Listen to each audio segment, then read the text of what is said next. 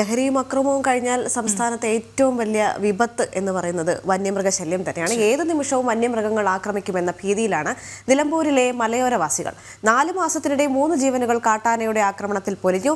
100-ലേറെ കുടുംബങ്ങളുള്ള അപ്പൻകാപ്പ colony നിവാസികളും പുറത്തിറങ്ങാൻ കഴിയാതെ ഭീതിയിലാണ്. വന്യമൃഗ ആക്രമണത്തിൽ പൊറുതിമുട്ടിയിരിക്കുകയാണ് നിലമ്പൂരിലെ മലയോരവാസികൾ. ഏതു നിമിഷവും വന്യജീവി ആക്രമണമുണ്ടാകുമെന്ന ഭീതിയോടെയാണ് ഇവർ ഇവിടെ കഴിയുന്നത്. 100 കണക്കിന് കുടുംബങ്ങളാണ് കടുത്ത പ്രതിസന്ധിയിൽ.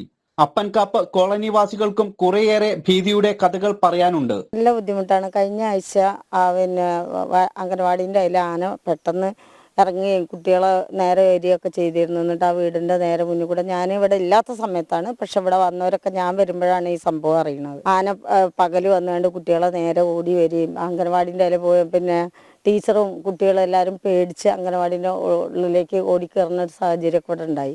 ആ ആനയ്ക്ക് മതപ്പാടുണ്ടെന്നാണ് പറയുന്നത്. അത് നമുക്ക് കാണുമ്പോൾ അറിയും ഇതിലൊക്കെ ഒഴുകി ഇങ്ങനെ വരുന്നത്. അങ്ങനെ കുളം കുത്തി കൊടുക്കുകയോ അല്ലെങ്കിൽ എന്തെങ്കിലും ഭക്ഷണം ഉണ്ടെങ്കിൽ ആന ഇറങ്ങൂല എന്നുള്ളൊരു വിശ്വാസക്കാരൻ. ഞങ്ങൾ ഇതുവരെ ആനേനെ ഒരു ദ്രോഹിക്കുകയൊന്നും ചെയ്തിട്ടില്ല. ഇതുവരെ ഞങ്ങളെ ഊരിൽ തന്നെ അങ്ങനെ ഒരു സംഭവം നടന്നില്ല. പക്ഷെ ഇപ്പം ഇതാദ്യമായിട്ടാണ് ഇങ്ങനെ ഒരു സംഭവം. നല്ല പേടി തന്നെ ഞങ്ങൾ. അന്ന് രമണി വീണെന്ന് പറഞ്ഞപ്പോൾ എല്ലാവരും വിളിച്ചപ്പോൾ ശരിക്കും പറഞ്ഞാൽ വിറച്ചിട്ട് ഫോണും കൂടെ എടുക്കാൻ പറ്റാത്തൊരവസ്ഥയായിരുന്നു. അങ്ങനത്തെ ഒരു അവസ്ഥ ഞങ്ങൾക്ക് ഇവിടെ ഉണ്ട്.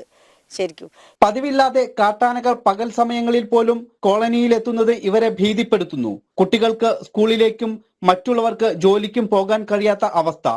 കൂടാതെ കടുവാശല്യവും രൂക്ഷമാണ്.